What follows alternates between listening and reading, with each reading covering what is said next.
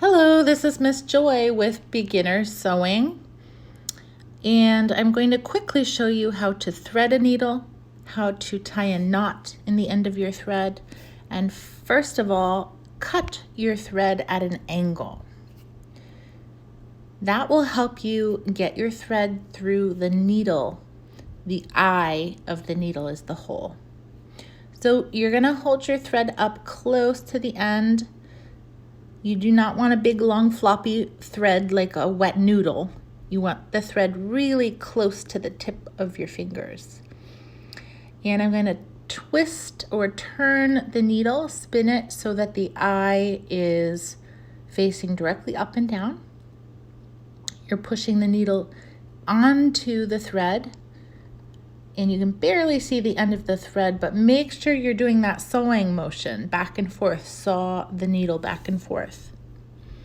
That's going to help push the thread through the eye of the needle, and then you'll be able to catch the end and pull it through. Now here, you're going to see my hands hold with my pincher fingers. I'm holding the needle, and with my 2 or 3 fingers at the bottom of my hand, I have to pinch the tail so that the tail doesn't slide back out through the needle.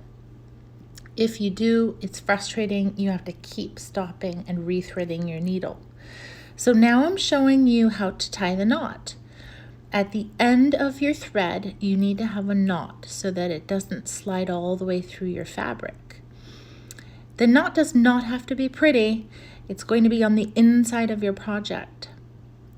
But what you do is you create a loop, and then you're going to push the tail through the loop. If you have a hard time getting that tail through the loop, you can try it with your needle. I'll show you again. Wrap it around your finger and pull it off your finger to get the hole, and then tie the end of the tail of the thread through the hole. I'm going to show you this a few times.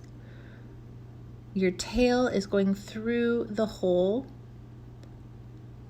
I wrap it around my finger just to make the circle. Roll it off my finger. Now I've got the circle to put the tail through. That's all you need is the circle to put the tail through, and then you're going to get your knot. So here's an example of me making a circle without wrapping it around your finger. It doesn't matter how you get the circle. You could do it by tying it around your finger or just by looping it. And then here's an example of me looping it, getting a circle, and then putting the tail through the circle. You want to have 3 knots on top of each other. So as you're pulling, you can kind of roll the knot in one direction or another if you want it to go left or right to land on top of the knot that you already have.